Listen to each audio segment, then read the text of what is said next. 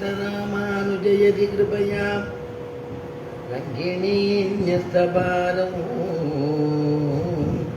तत्सम्प्राप्तागमान्त हृदयमनुगणं शिष्टतापूर्णमग्र्यं श्रेष्ठश्रीरङ्गरामानुजमुनिकरुणा लब्धमोक्षाश्रमन्तमो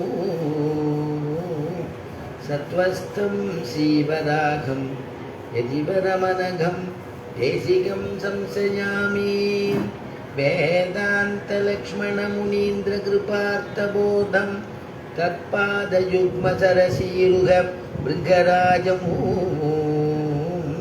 त्रय्यन्तयुग्मकृतभूरिपरिश्रमन्तं श्रीरङ्गलक्ष्मणमुनिं शरणं प्रपद्ये।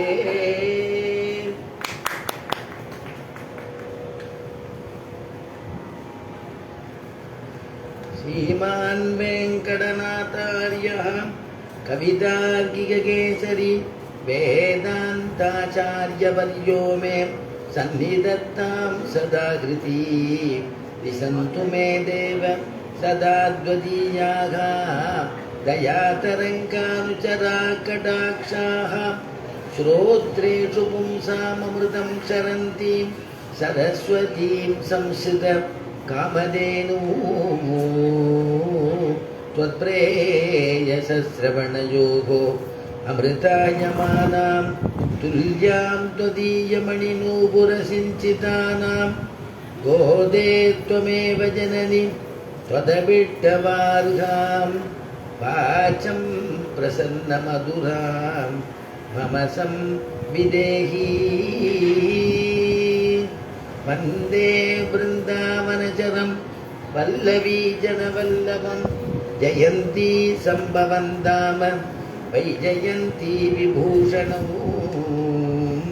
नीलातुङ्गस्तनगिरितटी सुप्तमुद्बोध्य कृष्णं पारार्त्यं स्वं सुरिशरशिरसिद्धमध्यापयन्ती सोच्छिष्टायां सृजनिगलितं याबलात्कृत्य भुङ्क्ते गोदा तस्यै नमैदमिदं भूययेवास्तु भूयः अन्नवयல் புதுவையாண்டாளரங்கற்கு பண்ணே திருப்பாவை பல்பதியம் இன்னிசையால் பாடி கொடுத்தாள் நற்பாமாலை பூமாலை சூடி கொடுத்தாளை சொல்லு சூடி கொடுத்த சுடர் கொடியே தொல்பாவை பாடியருள வல்ல பல்வளையாய் நாடி நீ வேங்கடவர்க்கு என்னை விதியன்றையும் மாற்றம் நாம் கடவா வண்ணமே நல்கு.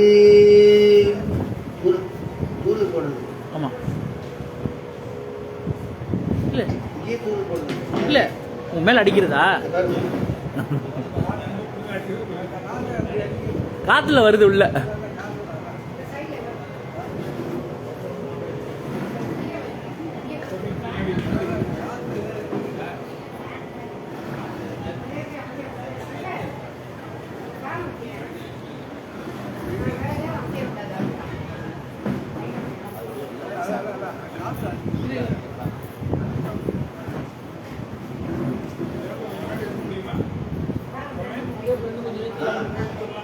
டேபிள் எடுத்துல இருங்க.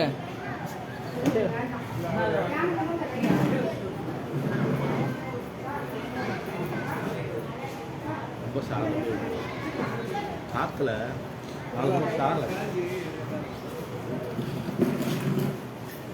நீங்க உட்காருங்க.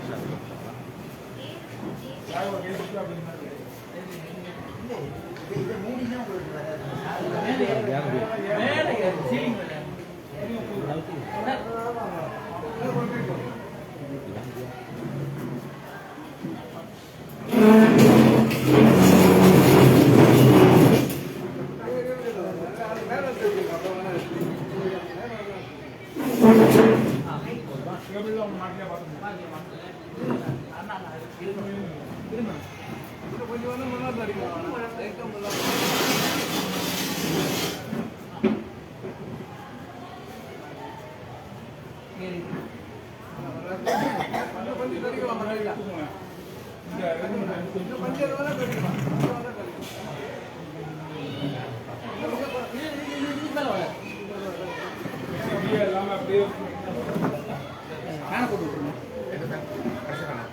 இல்லை வராது, அதுக்கு மேலே வராது.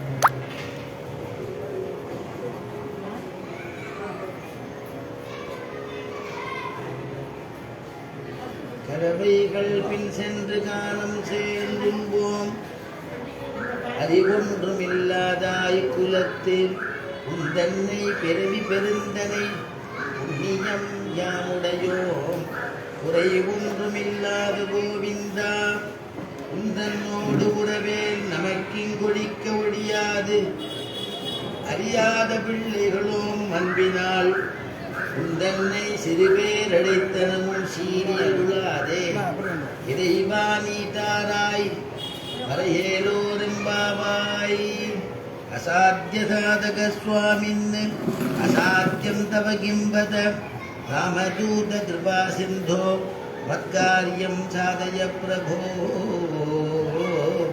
ராமதூத கிருபா சிந்தோ மத்காரியம் சாதய பிரபோ. ஸ்ரீமதி கோதாயை நமஹ. சிவபதியான பகவானுடைய திவ்யமான அனுகிரகத்தில் ஆண்டாளுடைய சங்கத்தமிழ் மாலை அப்படின்னு சொல்லக்கூடிய 30 பாசுரங்களை அனுபவிச்சுட்டு இருக்கோம். அதில் இன்றைய தினம் நம்முடைய பாசுர அனுபவம் 28வது பாசுரம். கறவைகள் பின் சென்று காலம் சேர்ந்திருப்போம்.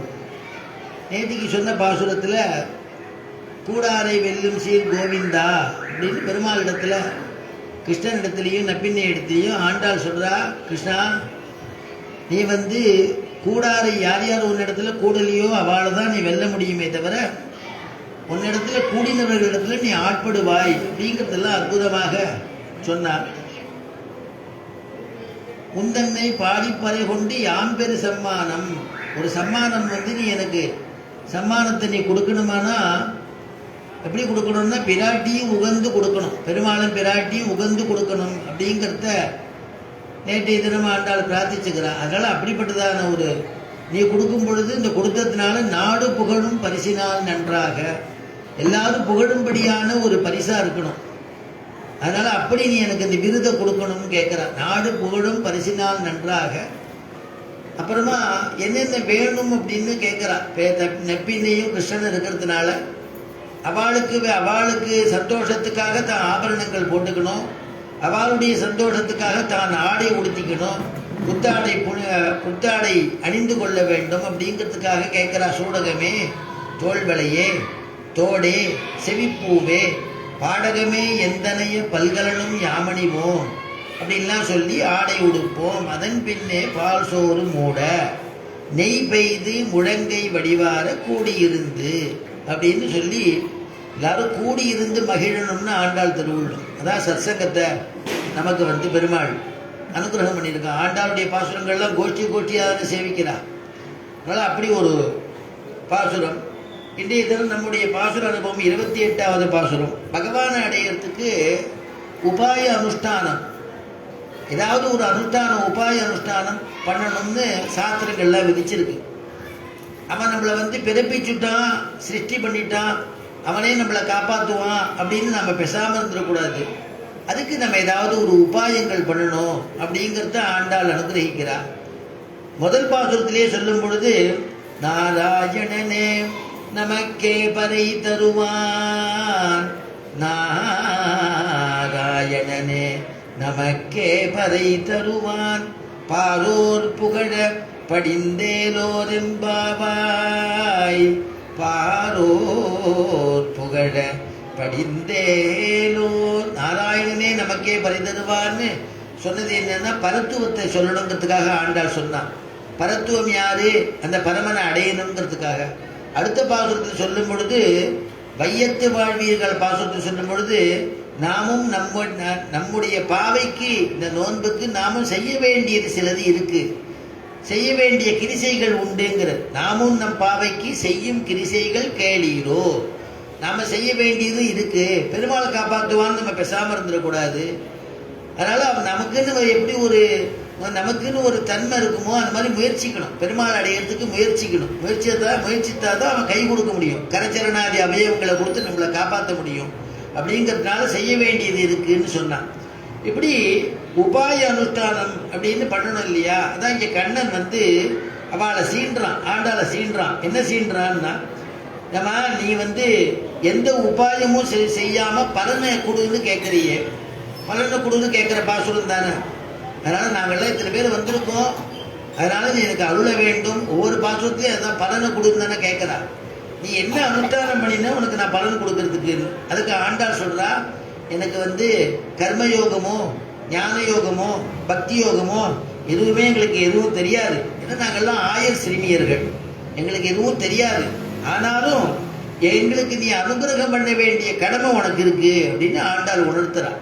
என்ன கடமைன்னா, நீ எங்களுடைய குலத்துல பிறந்தியோ இல்லையோ, அந்த பிறந்தையான ஒரு புண்ணியம் நாங்க பெற்றோம். ஒன்ன நாங்க பெற்றதுனால, நீ இங்க அவதரிச்சுட்டதுனால அந்த புண்ணிய பாக்கியம் எனக்கு கிடைச்சது. அதனால நீங்க எனக்கு கண்டிப்பா நீ அனுகிரகம் பண்ணியே ஆகணும்னு ஆண்டாள் கிருஷ்ணனிடத்துல பிரார்த்திக்கிறா. அப்படிப்பட்டதான பாசுரம். என்னிடத்துல ஒண்ணும் இல்லைன்னு சொல்றதுக்கு தான் ஆரம்பத்திலேயே ஆண்டாள் அந்த பாசுரத்துல கர்மயோகம் ஞான யோகம் பக்தி யோகம் எல்லாம் பண்ண முடியாதுங்கிறத தெரிவிக்கிறா கிருஷ்ணனிடத்துல. கரவைகள் பின் சென்று கானம் சேர்ந்து உண்போம். கரவைகள் பின் சென்று கானம் சேர்ந்துண்போம். அறிவொன்றும் இல்லாத ஆய்குலத்து. கறவைகள்னா கன்று பசுக்கள் அந்த கறவைகளோட ஓட்டிட்டு பின் செல்லுவோம். ஆண்டாள் சொல்றா, எங்களுக்கு எந்த இடத்துக்கு போறோம் என்னன்னு தெரியாது. காலம்பரை எழுந்தா மாடு பசுக்கள் மேயறது, சிறுபுல் மேயறது, சிறுவீடு மேய்தல், பெருவீடு மேய்தல், அதுக்கு நாங்கள் அழைச்சின்னு போவோம். கறவைகள் பின் சென்று கானம் சேர்ந்து உண்போம். கானம்னா காட்டுக்கு கானகம்னு சொல்றோம் இல்லையா, அதைத்தான் ஆண்டாள் இங்க சொல்றா. கானம் சேர்ந்து உண்போம். கானம்னா அந்த காட்டுக்கு போய் நாங்க என்னென்ன கொண்டு வந்திருக்கோமோ, தித்யோனமோ என்ன இருக்கோ எங்களுக்கு கட்டி கொடுத்துருக்காளோ அந்த ஆகாரத்தை வச்சுன்னு சாப்பிடுவோம். அதனால நாங்க எங்களுக்கு அந்த அறிவு பகவத் தத்துவமான அறிவு கிடையாது. அதான் சொல்றா, ஞானம் பகவத் தத்துவமான ஞானம் இல்லையானால் ஞானஹீன பசுபி சமானஹான்னு வாக்கியம். ஞானம் இல்லைன்னா ஒரு ஆடு மாடு போலதான் நம்ம. அதனால நமக்கு ஞானம் இல்லாத பகவத் தத்துவமான ஞானம் இல்லாத ஜென்மா வேஸ்ட். ஏன்னா நம்ம மனுஷ ஜென்மால நமக்கு பகவானை புரிஞ்சுக்க முடியும் இல்லையா? நல்லது கெட்டது எதுன்னு தெரியுது. பகவானை பார்த்து நம்ம கைகூப்ப முடியறது, பகவானை பார்த்து நம்ம சேவிக்க முடியறது. இது நல்லது, நமக்கு வேதத்தை பெருமாள் கொடுத்துருக்கான்னு தெரியறது, சாஸ்திரங்களை நமக்கு கொடுத்துருக்கான்னு தெரியறது. அப்ப நம்ம அதை உபயோகப்படுத்திட்டு பெருமாள் அடையிறதுக்கான வழியை பார்க்கணும் இல்லையா? அதனால அந்த மாதிரி அந்த ஞானம் இல்லையானா அது பசுபி சமானா, ஆடு மாடுகளுக்கு சமானம் அப்படிங்கிற புத்தி இல்லாததுனால. அது மாதிரி இங்க ஆண்டாள் சொல்றா, நாங்கள்லாம் ஆயர்பாடியில எனக்கு வழக்கை எடக்கை தெரியாதவர்கள். எங்களுக்கெல்லாம் வழக்கை எடுக்க தெரியாது. போய் ஸ்நானம் பண்ணிட்டு வா அப்படின்னு சொன்னாக்க தலை நனைய உடம்புக்கு குளிக்காதான், தலை மாத்திரம் நினைச்சுப்பாலும். சில பேர் உடம்பு மட்டும் குளிச்சுட்டு தலைக்கு குளிக்க மாட்டாலும். ஸ்நானம்னா என்ன பண்றது, எப்பேற்பட்ட ஸ்நானம் அப்படிங்கிறதெல்லாம் எங்களுக்கு நியமம் தெரியாது எங்களுக்கு. அதனால நாங்க அப்படி இல்லை. ஏன்னா நாங்க பசுமாட்டு பின்னாடி போனவா, ஆச்சாரியன் பின்னாடி போல. ஏன்னா ராமாயணத்துலேருந்து ஒரு விஷயத்த சொல்றா, கலசம் பூர்ணமாதாய பிருஷ்டதः அனுஜகாமஹ. கலசமூ பூர்ணமாதாய, கலசம்னா சொம்பு இல்லை ஒரு குடம்னு வச்சுக்கோ. அதை கலசம் பூர்ணமாதாய, பூர்ணமா தீர்த்தம் வச்சிருக்கா. ஆச்சாரியன் பின்னாடி போனாராம். பரத்வாஜன்கிற சிஷ்யன் ஆச்சாரியன் பின்னாடி போனாராம். அதனால கலசம் பூர்ணமாதாய பிருஷ்டதா, அதோடைய கீழ்பாகத்தை பிடிச்சிருந்து அனுஜகாமஹா, ஆச்சாரியன் கூட என்ன எப்போ வேணா தீர்த்தம் கேட்பார் அவர். அதனால அவர் கூட போய் அந்த மாதிரி நான் ஆச்சாரிய சேவை பண்ணல, ஆச்சாரிய கைங்கரியம் பண்ணி வித்தியை கிரகிச்சுக்கணும் இல்லையா? குரு சிசுஷையா ராமஹான்னே பதம் இருக்கு. குரு வசிஷ்டருக்கு கைங்கரியம் பண்ணி விஸ்வாமித்திரருக்கு கைங்கரியம் பண்ணி வித்தையை கிரகிச்சுட்டா ராமன். சாந்திபினி மகரிஷிக்கு கைங்கரியம் பண்ணி கிருஷ்ணன் வித்தையை கிரகிச்சுட்டான். சாந்திபினியோட மாடெல்லாம் வந்தா பார்த்துட்டான், ஆசிரமத்தா வந்தா பார்த்துட்டான். அப்படியே இருந்துட்டு வேதங்கள்லாம் அத்தியனம் பண்ணி வேத பாஷ்யங்கள்லாம் தெரிஞ்சுட்டு ஆய கலைகள் 64 கலைகளையும் கத்துண்டது யார்கிட்டன்னா சாந்திபினி மகரிஷிட்ட. அதனாலதான் ஆச்சாரியனுடைய விஷயம் ரொம்ப மகிமை ஜாஸ்தி. ஒரு சமயம் சாந்திபினி மகரிஷி என்ன பண்ணார், அன்னைக்கு கிருஷ்ணனுக்கு பாடம் எடுக்கும் பொழுது கிருஷ்ணன் சக வித்தியார்த்திகள்லாம் உட்கார்ந்துருக்கா. பாடசாலை தானே, சாந்திபினி குருகுலம் பாடசாலை தானே, எல்லாரும் உட்கார்ந்துருக்கா. அப்ப போர்டில் எழுதி போடுறார். அப்ப அந்த சாந்திபினி மகரிஷி மெய்யெழுத்துக்கள் உயிரெழுத்துக்கள் மெய்யெழுத்துக்களை எழுதுறார். எழுதின உடனே எல்லாரும் எழுதுங்கோங்கிறார். எல்லாரும் எழுதுறா. அவ கரும்பலக ஸ்லேட் வச்சுட்டு இருக்கா, பல்பம் குச்சி வச்சுட்டு இருக்கா, வச்சு எழுதுறா. எழுதின உடனே மெய்யெழுத்தெல்லாம் தெரிஞ்சு கொடுத்தான்னு கேட்கிறார். எல்லாரும் சொல்லி காமிக்கிறா. கிருஷ்ணனும் அங்கே உட்காந்துருக்கா, அவனும் எழுதுறான். அப்போ உடனே சரி அப்படின்னு போர்டில் உள்ளதை தான் அழிச்சு விட்டு உயிரெழுத்து எழுதி இதை எழுதுங்கோ அடுத்தது அப்படின்னு சொல்லி கொடுக்குறார். உடனே எல்லா பசங்களும் அழிச்சுட்டு எழுத ஆரம்பிச்சுட்டா. கிருஷ்ணன் இப்படி அழிச்சு பார்க்குறான், கரும்பலைகள் உள்ள எழுத்தை அழிக்க முடியல. உடனே பக்கத்தில் இருக்கிற பையன் சொல்றான், கிருஷ்ணா அழிச்சுட்டு எழுதவே இல்லை சுவாமி, அவன் அழிச்சு பார்க்குறான், அழிய மாட்டேங்கிறது. என்னடா கிருஷ்ணா எழுந்திருக்க வா அப்படின்னு. எனக்கு தெரியாது, இந்த பாடம் முடிஞ்சு போயிடுத்து, இது அழிக்கிறது உனக்கு பெரிய காரியமா, அழிச்சுட்டு அடுத்த பாடத்துக்கு போகணும், என்ன பண்ணுவியோ அழிச்சிட்டு வாரு. கிருஷ்ண பரமாத்மா மானசீகமாக கங்கை யமுனை சரஸ்வதி எல்லா தீர்த்தத்தையும் புண்ணிய தீர்த்தங்கள்லாம் கொண்டு தீர்த்தத்தை புரோட்சிச்சு அழிச்சு பார்க்குறான், அழியவே இல்லை. உடனே மறுபடியும் வாத்தியார்கிட்ட போய் சொல்றான், வாத்தியார் சுவாமிகிட்ட அழிய மாட்டேங்கிறது என்னால் அழிக்க முடியல. ஏடா நீ தானே எழுதின? வாத்தியார் கேட்குற, நீ தானப்பா எழுதின? ஆமா, நான் எழுதினதை என்னால் அழிக்க முடியல அப்படின்னு கிருஷ்ணன் சொல்றான். சரி, உடனே சரி இப்போ நான் இப்போ அழிச்சு காட்டட்டுமான்னார். வாத்தியார் பண்ண ஆச்சாரியன் பண்ண எனக்கு சந்தோஷம் அப்படின்னாரு. நீ என்னோட வா அப்படின்னு அவனை அழைச்சிட்டு போய் தான் ஸ்நானம் பண்ணக்கூடிய அங்கபாத்துன்னு ஒரு நதி, அந்த நதி தீரத்தில் தான் போய் இறங்கி நின்றுட்டு அப்படி தீர்த்தத்தை எடுத்து அந்த ஸ்லேட்டில் அப்படி புரோஷனை பண்ணாராம். இப்போ அழி அப்படின்னாராம். எழுத்தெல்லாம் அழிஞ்சு விட்டோம். சின்ன விஷயம்தான், ஒரு பெரிய ஞானத்தை போதிக்கிறான் இல்லையா கிருஷ்ண பரமாத்மா. அப்போ நம்ம போல இருக்கக்கூடிய ஜீவகோடிகளுக்கு பகவான் ஒரு எழுத்து எழுதிட்டான்னா பிரம்ம லிபி, அவன் நினைச்சா கூட அதை அழிக்க முடியாது, அழிச்சு மாற்ற முடியாது. அந்த பலம் யாருக்கு உண்டுன்னா ஆச்சாரியனுக்கு உண்டுங்கிறத காமிக்கிறான். அப்ப அந்த ஆச்சாரியன் கேட்கிற சாந்திபினி மகரிஷி, கிருஷ்ணா இப்ப எப்படி அழிஞ்சுது? அப்ப அழியலன்னு சொன்னீங்க, இப்ப எப்படி அழிஞ்சுது? அப்ப கிருஷ்ணன் சொல்றான், நான் ஏதோ புண்ணிய தீர்த்தங்கள்லாம் ஸ்மரிச்சுண்டு அழிச்சு பார்த்தேன், அழியல. ஆனா நான் எழுதின எழுத்த அழிக்கக்கூடிய சக்தி உங்களுக்கு மட்டும் இருக்குன்னு தெரிஞ்சது. அதுலயும் உங்க சீபாத தீர்த்தத்தினுடைய மகிமைன்னு அவர் இறங்கி நின்னார் இல்லையா, இறங்கி நின்று தீர்த்தத்தை புரோட்சியார் இல்லையா, சீபாத தீர்த்தத்துடைய மகிமை அழிச்சிடும். ஆச்சாரிய அனுகிரகம் இருந்தா எப்பேற்பட்ட காரியமும் நமக்கு சித்தி ஆயிடும் காமிக்கிறார், சின்ன லகு விஷயத்துல இல்லையா. அதனால இங்க ஆண்டாள் சொல்றா, கலசம் பூர்ணமாதாய கலசமூ பூர்ணமாதாய பிருஷ்டதா அனுஜகாமஹா. அந்த மாதிரி நான் ஒரு ஆச்சாரியனிடத்துல போய் இருந்துட்டு சிசூஷ பண்ணல, அவர் போற வழியில போய் நான் ஞானத்தை சம்பாதிச்சுக்கிறதுக்கு எனக்கு தெரியலேங்கிற ஆண்டாள் கோஷ்டி பெண்கள் எல்லாரும். அதனால இங்க சொல்றார், ஏன்னா ஆச்சாரியன் நடக்கும் பொழுதே போகும் பொழுதே எல்லா வழியிட்டும் உபதேசம் பண்ணிடுவாளாம். ராமாயணத்துல பிரணவத்தை சொல்லும் பொழுது வால்மீகி சொல்ற, வனத்துல ராமன் முதல்ல சஞ்சாரம் பண்றாராம். ராமனுக்கு பின்னாடி சீதை போறாளாம், சீதைக்கு பின்னாடி இளைய பெருமாள் லக்ஷ்மணன் போறானாம். இந்த 3 பேரையும் பார்த்துட்டு வால்மீகி அற்புதமா எழுதுற, அக்ரதகா பிரயயௌ ராமஹா சீதா மத்தியே சுமத்யமா பிருஷ்டதஸ்து தனுஷ்பாணிஹி லக்ஷ்மணோ அனுஜகாமஹா. அக்ரதகா பிரயயௌ ராமஹா.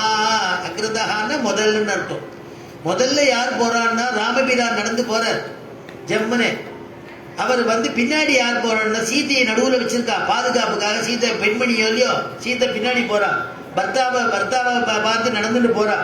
அதனால பிட்டதஸ்து. ரெண்டாவது சீதா மத்தியே சுமத்தியமா. அதுக்கு பின்னாடி யாரு போறான்னா பிட்டதஸ்து தனுஷ்பாணிஹி. கையில தனுஷ வச்சிட்டு இருக்கக்கூடிய இளைய பெருமாள் லக்ஷ்மணோ அனுஜகாமஹா. அந்த லக்ஷ்மணன் எப்படி போனான்னா பெருமாளையும் பிராட்டியும் தொடர்ந்து போனான்னு எழுதினார் வால்மீகி. அதை இங்க சொல்றா ஆண்டாள், நான் ஆச்சாரியர் பின்னாடியும் போல பெருமாள் பின்னாடியும் போல, நான் தெரிஞ்சுக்கிறதுக்கு நான் எங்கன்னா கறவைகள் பின் சென்று கறவைகளுடைய பின்னாடி போனேன். அதனால இங்க வால்மீகி எழுதுறார், ஒரு பிரணவம் நடப்பது போல இருக்கிறதுன்னு வியாக்கியாதாக்கள் எழுதுறார்.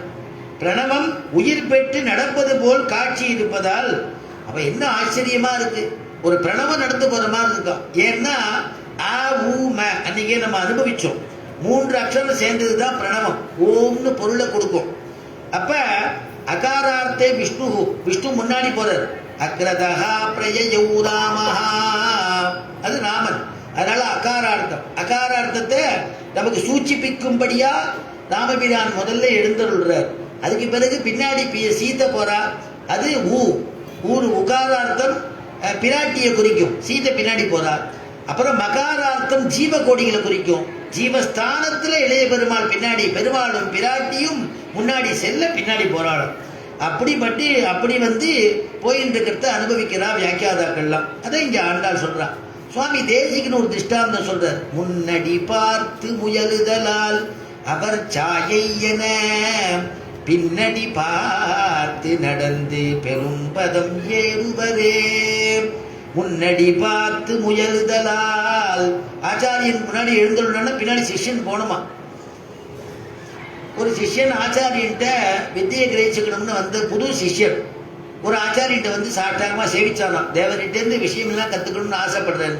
உடனே அந்த ஆச்சாரியன் சொன்னாரா, நான் இப்ப யாத்திரை புறப்பட்டு இருக்கேனேப்பா, யாத்திரை போனா பரவாயில்ல, யாத்திரையில கூட வரும்பொழுதே நான் வித்தியை கிரகிச்சுக்கிறேன், தேவரின் அனுகிரகம் பண்ணினா நான் கிரகிச்சுக்கிறேன் தான். சரி, எல்லாம் வேணுங்கிறதுல எடுத்துக்கோ, என்னுடைய வஸ்திரங்கள்லாம் எடுத்துக்கோ, அதுக்கு திருப்பக்கூடல்னு பேர், அந்த கூடை மாதிரி இருக்கும், அந்த கூடை எல்லாம் எடுத்துக்கோ, ஆச்சாரமா வைக்கிறது, திருமண் காப்பு, அது திருமண் பெட்டி என்னென்ன வச்சுக்கிறதோ அதெல்லாம் எடுத்துக்கோ, அக்ஷதை எல்லாம் எடுத்துக்கோன்னு சொன்னாராம். எல்லாம் சிச்சின்னு எடுத்துன்னு தான் யாத்திரை கிளம்பியாச்சு. கொஞ்சம் தூரம் போனாக்க நடந்தே தான், பாதச்சாரியா தான் யாத்திரை. நடந்து போயிட்டே இருக்கும் பொழுது பார்த்தா ஒரு ராஜகுமாரன் 4-5 பெண்களோட ஜலக்கிரீடை பண்ணிட்டு இருக்கான்.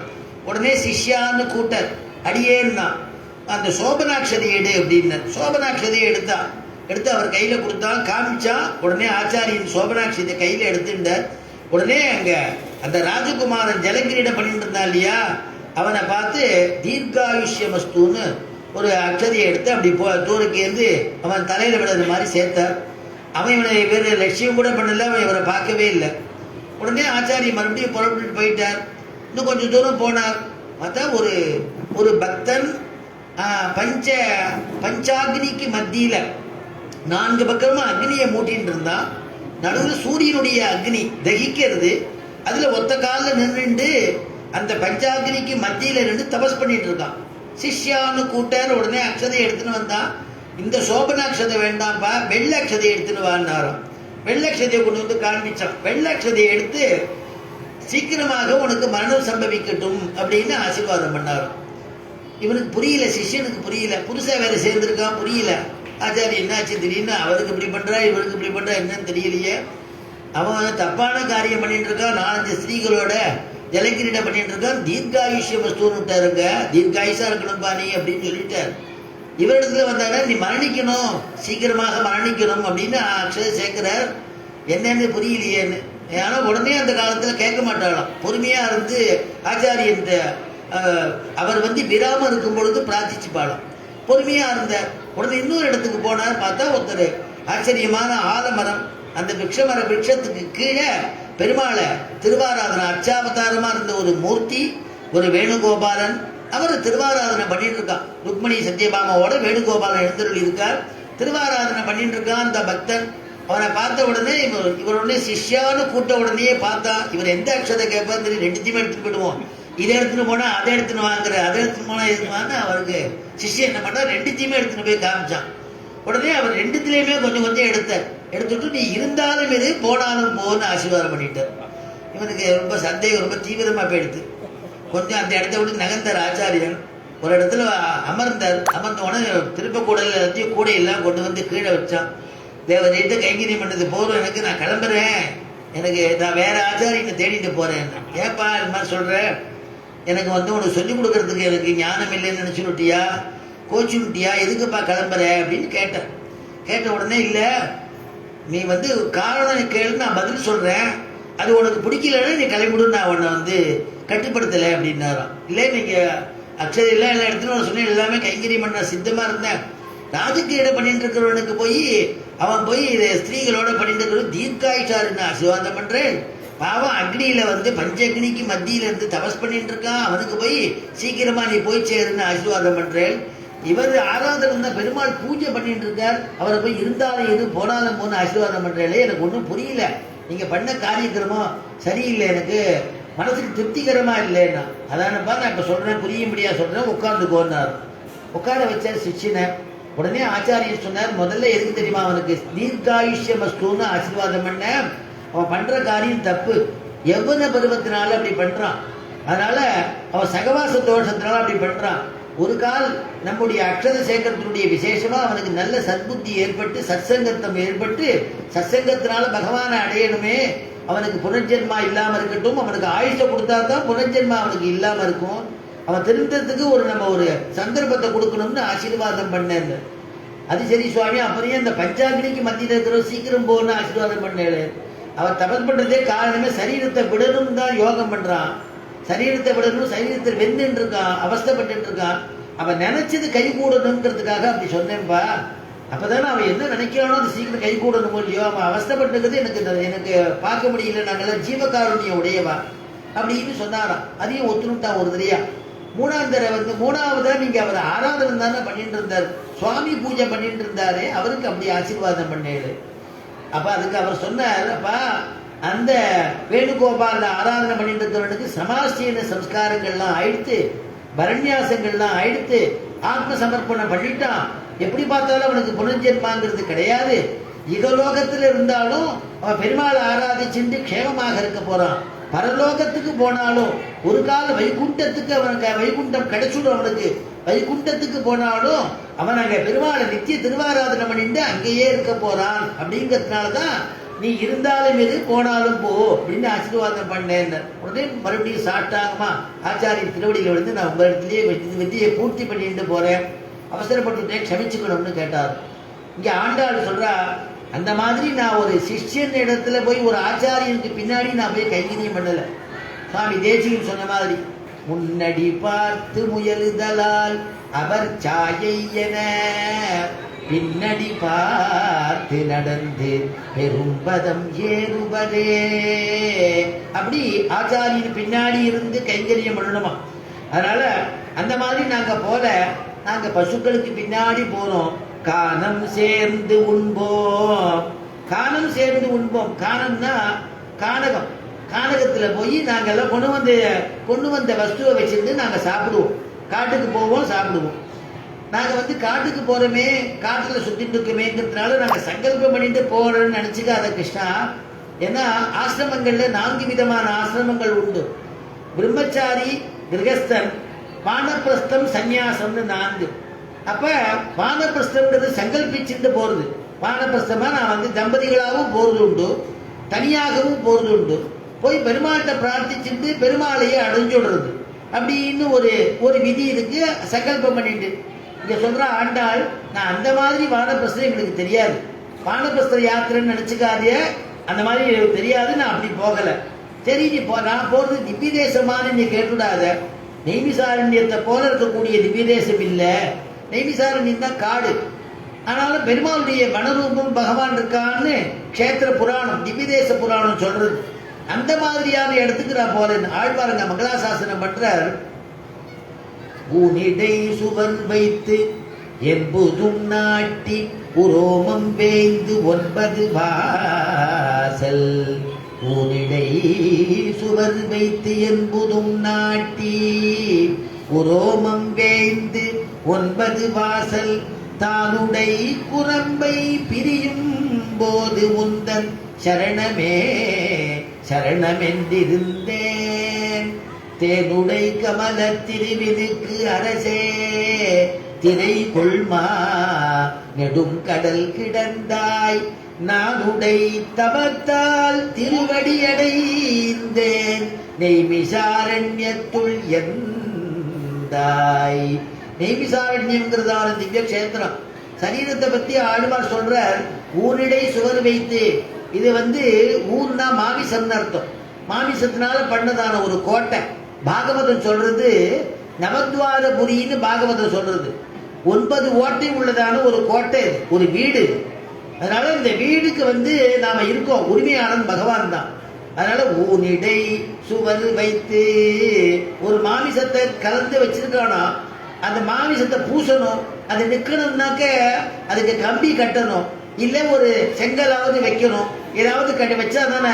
கம்பி மாதிரி நமக்கு எலும்பை கொடுத்துருக்கானா பெருமாள். சுவர் வைத்து என்பு தூண் நாட்டி, பிரதானமா ஒரு எலும்பு, முதுகெலும்புன்னு சொன்னாலே அந்த பிரதானமா ஒரு எலும்பை கொடுத்துட்டு அதோடைய அங்கமா மற்ற எலும்புகளை கொடுத்துருக்கான். கால் மூட்டு, கை மூட்டு, தலையில கபாலம் எல்லாம் வச்சு கை காலெல்லாம் மடக்கும்படியா. அதனால பகவான் கொடுத்தது இந்த சரீரமானது. அது மாதிரி எல்லாம் பண்ற மாதிரி எலும்பெல்லாம் பண்ணிட்டு எப்படி ஒரு வீடு கட்டுறதுக்கு கம்பியை கட்டிட்டு அதுக்கப்புறமா அந்த சிமெண்ட் எடுத்து கலவை எடுத்து பூசுவானோ அந்த மாதிரி இந்த மாமிசத்தை பூசுறானா பகவான்.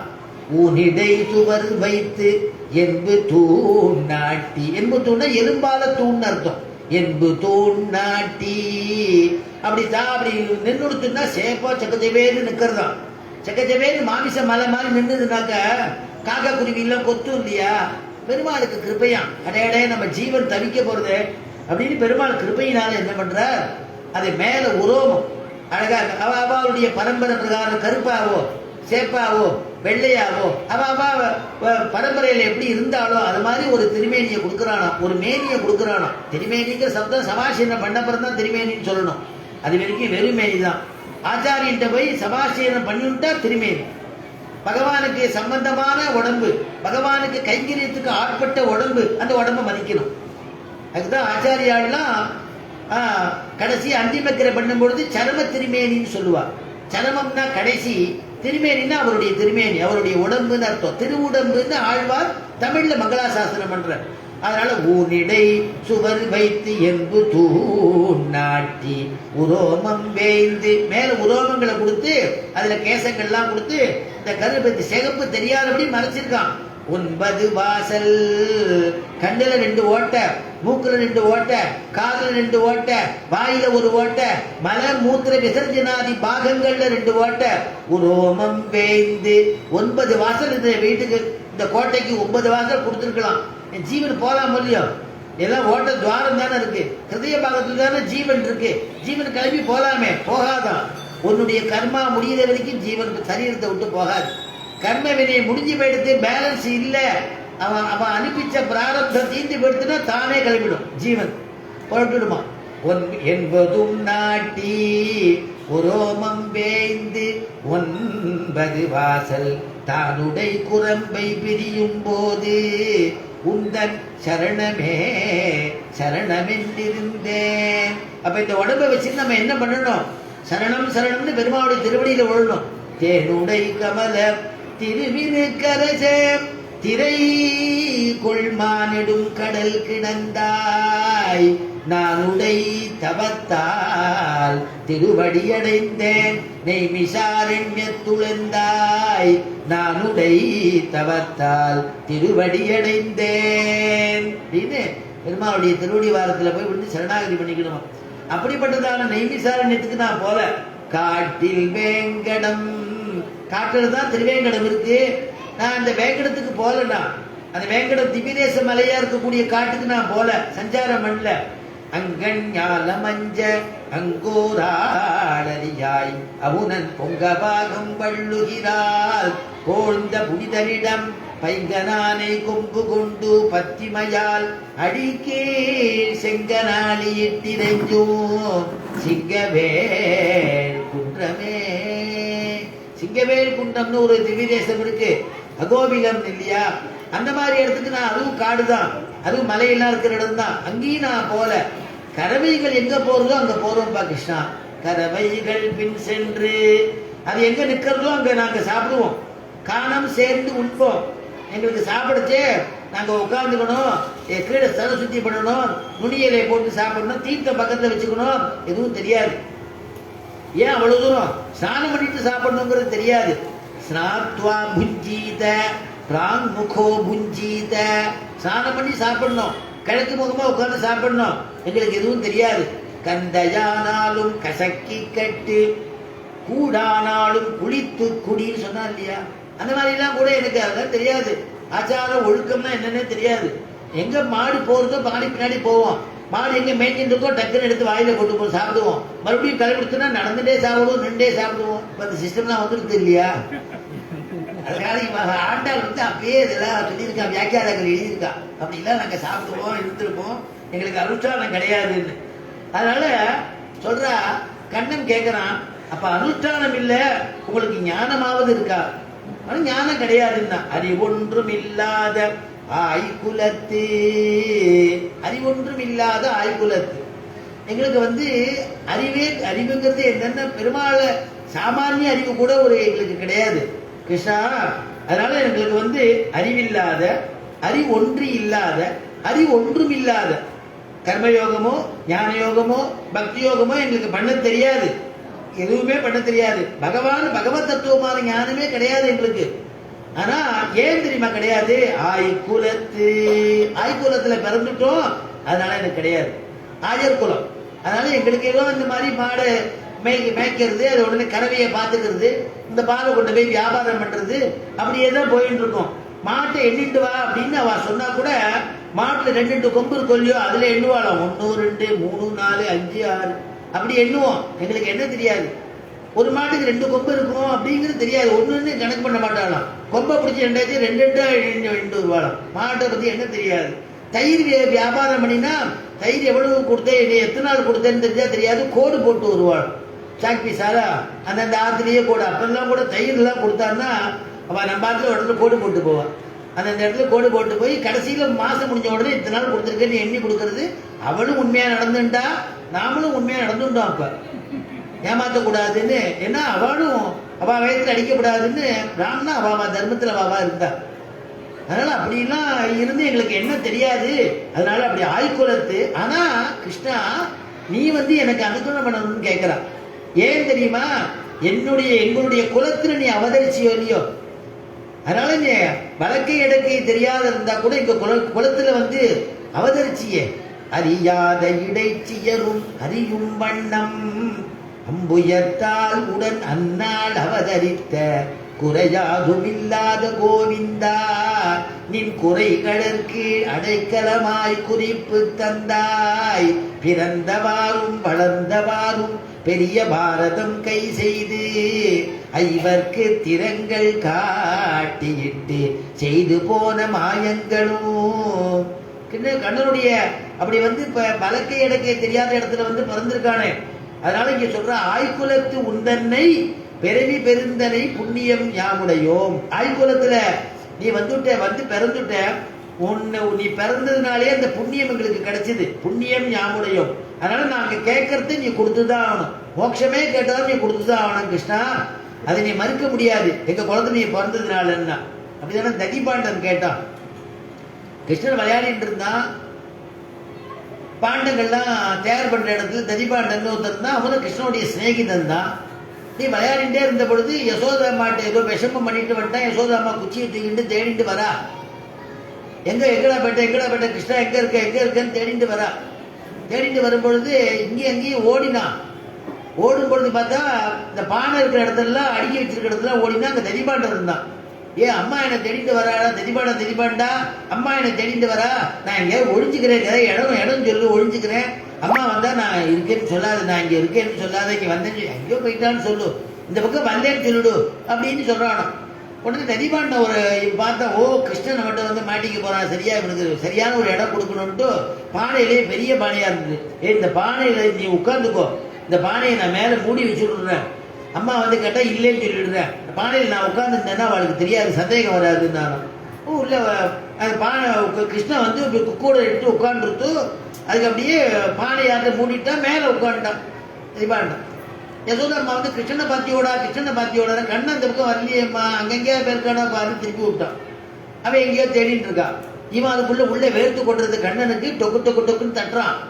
எப்பா தரிமாண்டா தரடா திறந்து விடுறான்னு.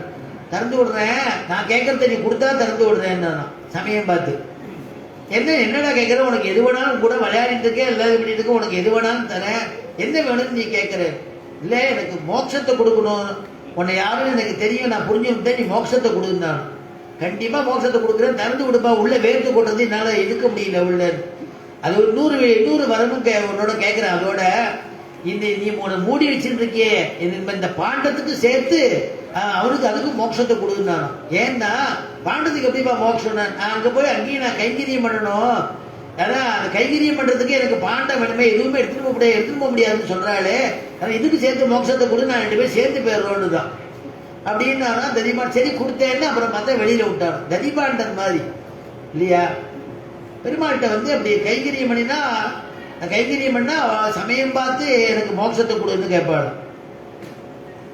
அப்படி வந்து ததிபாண்டனுடைய விஷயத்தை சொல்றா. அதனால இங்க சொல்றா, ஆய்குலத்து உந்தன்னை பெருவி பெருந்தனை புண்ணியம் யாமுடையும். நீ உன்னை பெற்றதுனால நாங்க பாக்கியத்தை பெற்றிருக்கோம், அதனால நீ வந்து நாங்க கேட்கக்கூடிய மோட்சத்தை நீ கொடுத்தே ஆகணும் அப்படின்னு கேட்டாலும்.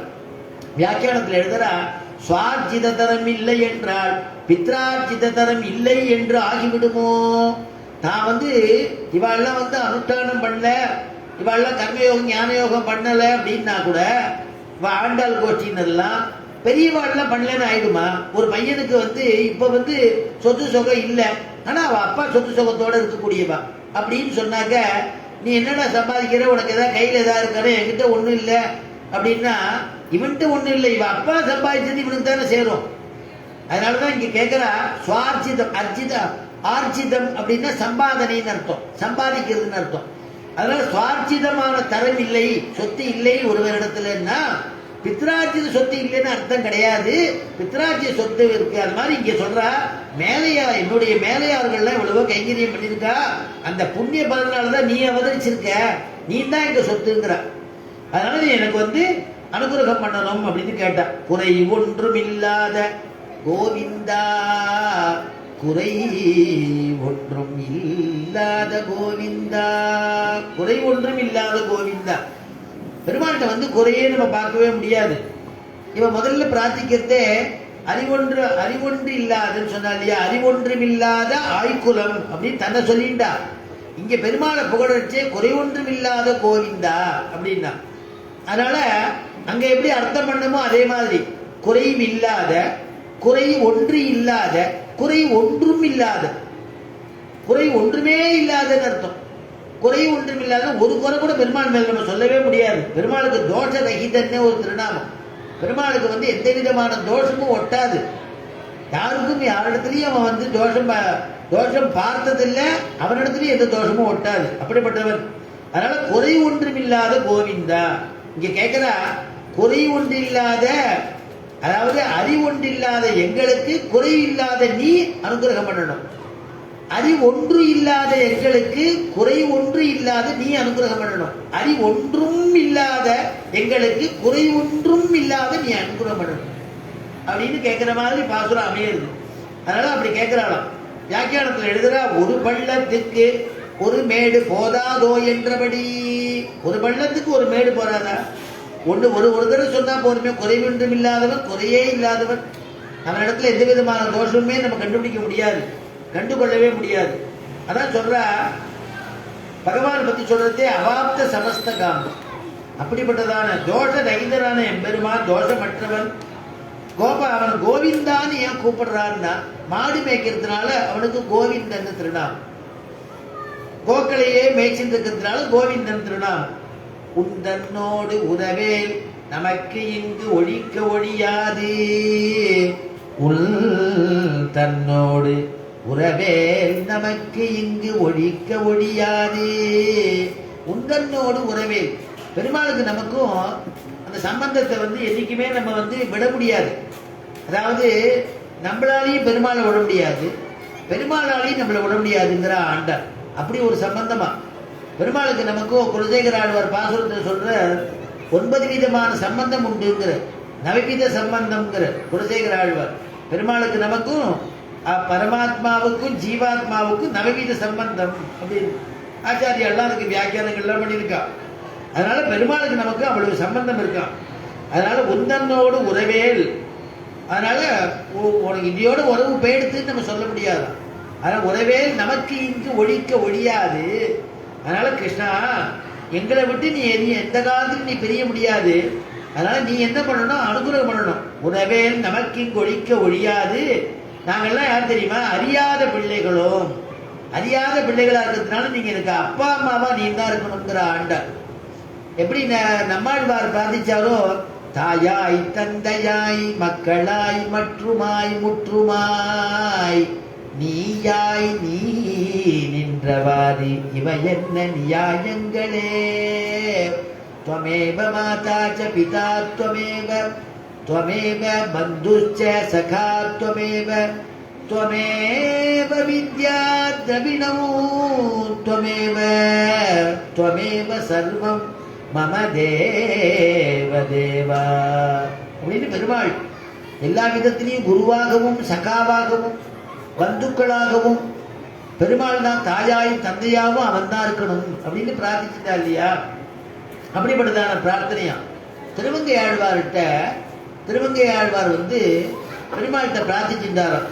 எம்மானும் எம்மனையும் என்னை பெற்று ஒழிந்ததற்பின் அம்மானும் அம்மனையும் அடியேனுக்காகி நின்ற நன்மான முச்சுடரே நரையூர் நின்ற நம்பி உண்மை மான வண்ணமல்லால் மகிழ்ந்தேத்த மாட்டேனே. பெருமாள்கிட்ட பிரார்த்திச்சுட்டாராம். எம்மானும் எம்மனையும், எங்க அம்மாவும் போயாச்சு, எங்க அப்பாவும் போயாச்சு. பெருமாள் இடத்துல பிரார்த்திக்கிறார். அதனால என்ன பிரார்த்திக்கிறாரா, நீனே எனக்கு அம்மாவா இருக்கணும், நீனே எனக்கு அப்பாவா இருக்கணும். எம்மானும் எம்மனையும் என்னை பெற்று ஒழிந்ததற்பின், என்னை பெற்று போட்டுட்டு போயாச்சு, எனக்கு யாரும் சொல்லிக்கிறதுக்கு அம்மா அப்பா இல்ல. என்னை பெற்று ஒழிந்ததற்பின் நீ என்ன பண்ணணும், அம்மானும் அம்மனையும் அடியேனுக்கு ஆகி நின்ற. திருநறையூர்ல போய் திருநறையூர்ல பெருமாளத்துல பிரார்த்திக்கிற திருமங்கை ஆழ்வார். உடனே பிரார்த்திச்சுட்டு ஆத்துக்கு வந்தாராம்.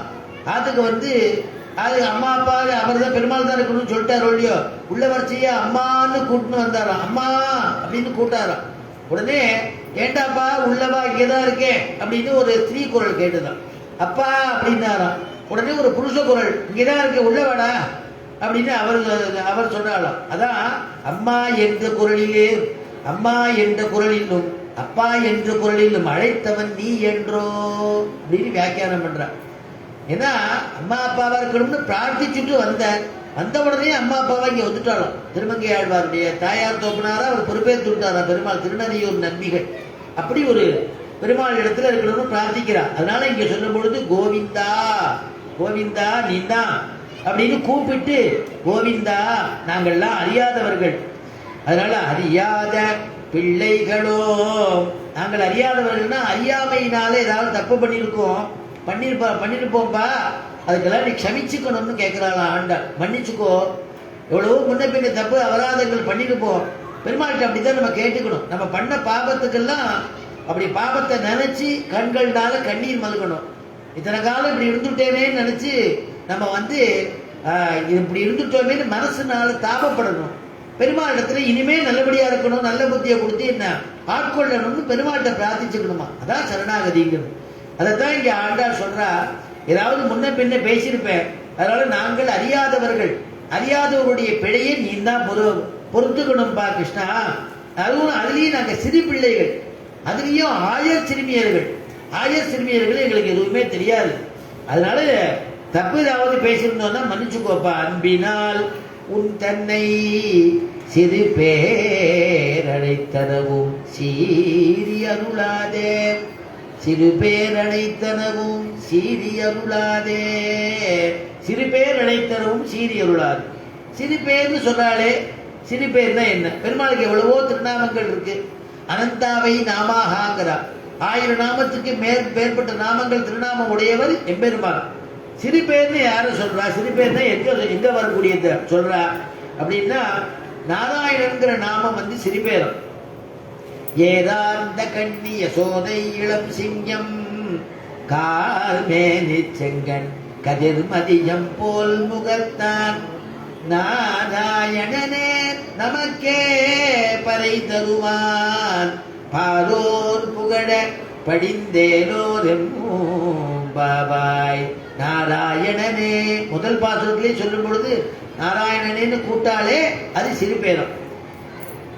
அப்புறம் இன்னொரு பாசுரத்தை சொல்லச்சே கீசு கீசென்னும் பாசுரத்தை சொல்லும் பொழுது கீசு கீசெல்தெங்கோ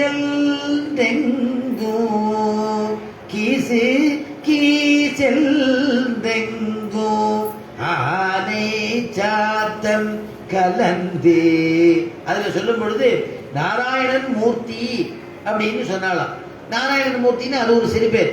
இன்னொரு பாசுரத்தில் சொல்றா நோற்று சுவர்க்கம் நோற்று சுவர்க்கம் புகுகின்ற அம்மனாய் மாற்றமும் தாராரோ வாசல் திரவாதார்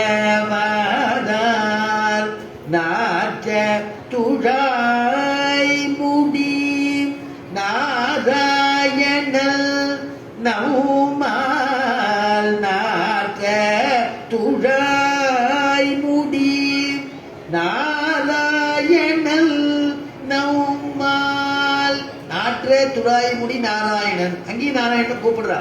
3 பாசுரத்தினால நாராயணன் நாராயணன் கூப்பிடுறா. அதனால நாராயணன் சிறுபேர்னு சொல்ல காரணம் என்ன? நாராயணன் சிறுபேரன்னா ஏன் சிறுபேர் சொன்னார்னா குறைஞ்சபட்ச இருக்கிறவாளுக்கு தான் நாராயண நாமா தெரியுமா. நாராயண நாமாங்கிறது பரத்துவத்தை சொல்லக்கூடிய நாமா.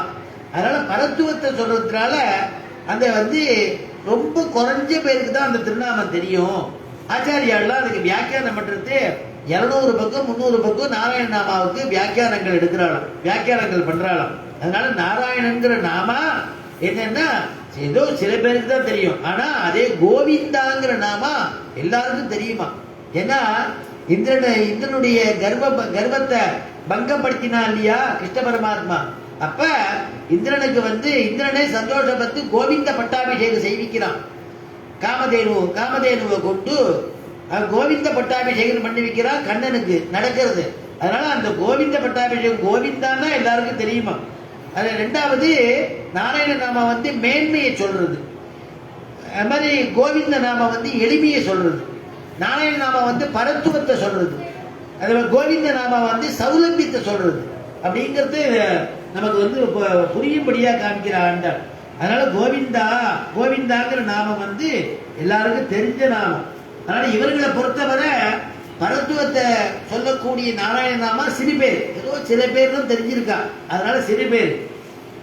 கோவிந்தாங்கிற நாமா எல்லாருக்கும் தெரிஞ்சிருக்கிறதுனால பல பேர் சொல்றதுனால சௌலபியத்தினால் சுலபமாக சொல்லக்கூடிய நாமா கோவிந்த நாமா.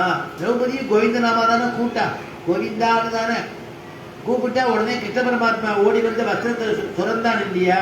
அதனால இந்த சிறு பேர் அழைத்தனமும் நாராயண நாமாவை கூப்பிட்டாலேன்னு நீ கோச்சுக்காத.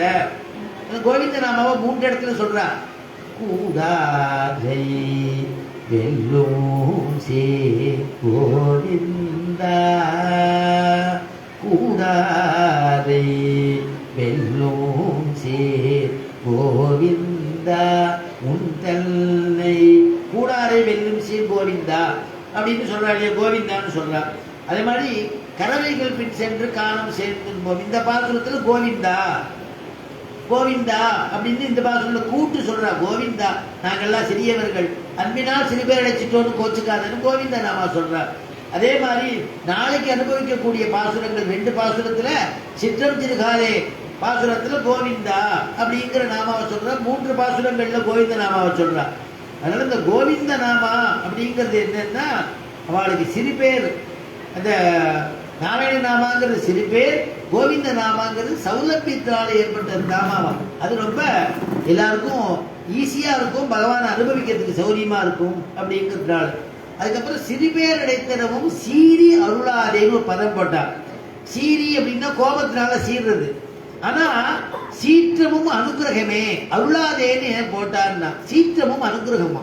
எப்படி அனுகிரகம் ஆகணும் அப்படின்னா தர்மபுத்திரர் ராஜசூய யாகம் பண்ணினார் இல்லையா, அந்த ராஜசூய யாகம் பண்ணி அந்த யாகம் பூர்த்தியான உடனே அக்ர தாம்பூலம், முதல் தாம்பூலம் யாருக்கு கொடுக்கறது அப்படின்னு அப்படின்னு எல்லாரும் பீஷ்மரை கேட்கிறா.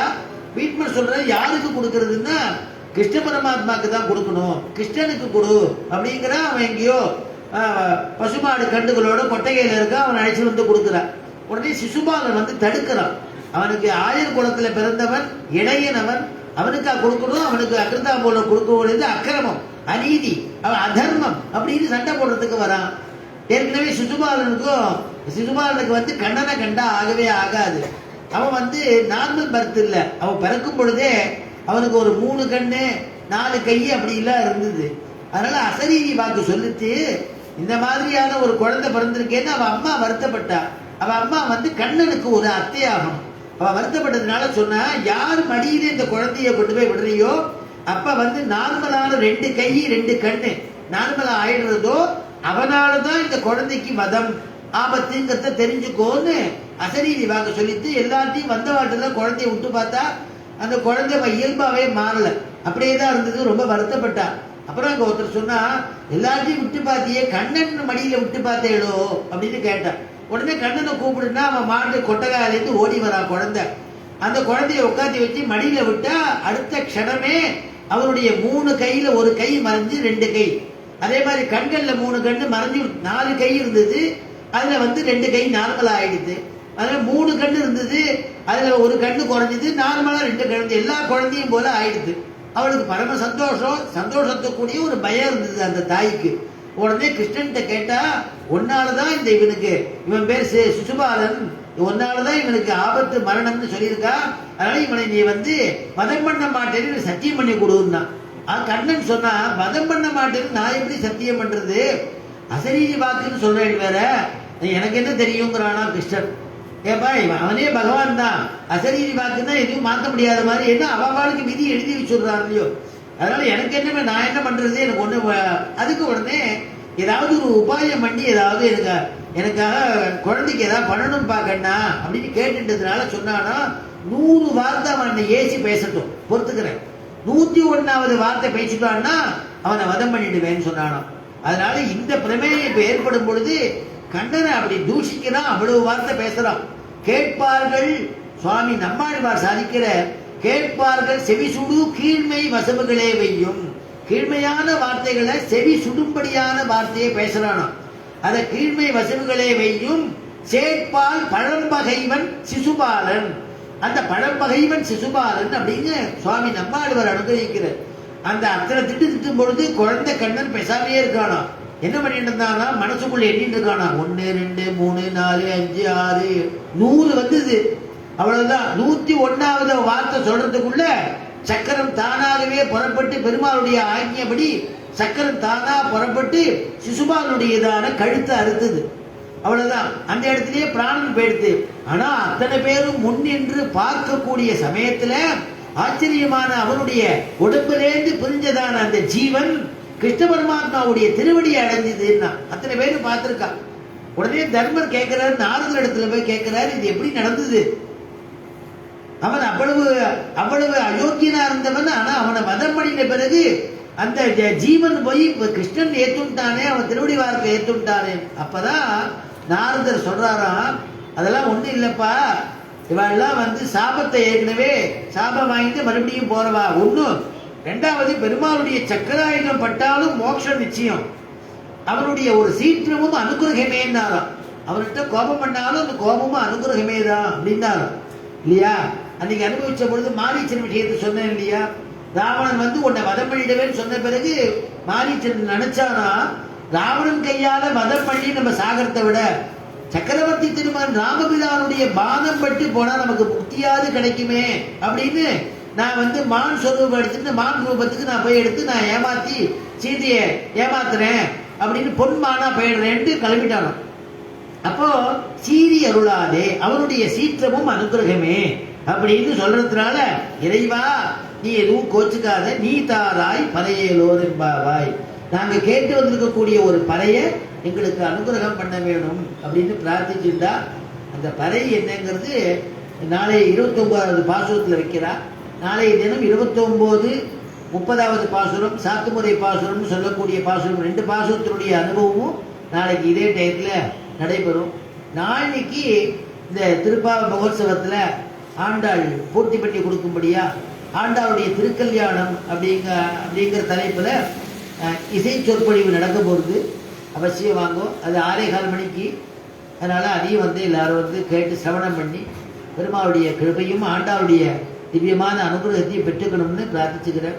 இதுகாரம் சிரவணம் பண்ண எல்லாருக்கும் சமஸ்த மங்களத்தையும் பகவான் கொடுக்கணும் அப்படின்னு அவருடைய திருவடி வாரத்திலையும் ஆஞ்சநேயனுடைய திருவடி வாரத்தையும் பிரார்த்தனை பண்ணிட்டு பூர்த்தி பண்ணிக்கணும். நன்மையும் செல்வமும் நாளும் நல்குமே, தின்மையும் பாவமும் சிதைந்து தேயுமே, சென்மமும் மரணமும் இன்றி தீருமே, இம்மையே நாமா என்ற 2 எழுத்தினால். மங்களம் கோசலேந்திராய மகனீய குணாப்தயே சக்கரவர்த்தி தனூஜாய சார்வபௌமாய மங்களம் ஸ்ரீமத்யை விஷ்ணு சித்தாரிய மனோநந்தன ஹேதவே நந்தநந்தன சுந்தர்யை கோதாயை நித்யமங்கலம். யஸ்மாதேவ மயா சர்வம் சாஸ்திரமக்ராஹினான்யதா தஸ்மை வேங்கடநாதாய மம நாதாய மங்களம். ஸ்வஸ்தி பிரஜாப்ய பரிபாலயந்தாம் ஞாயேன மார்கேன மகீ மகீஷாக. கோப்ராஹ்மணேभ्य சுபமஸ்து நித்யம். லோகாः சமஸ்தாः சுகினோ பவந்து.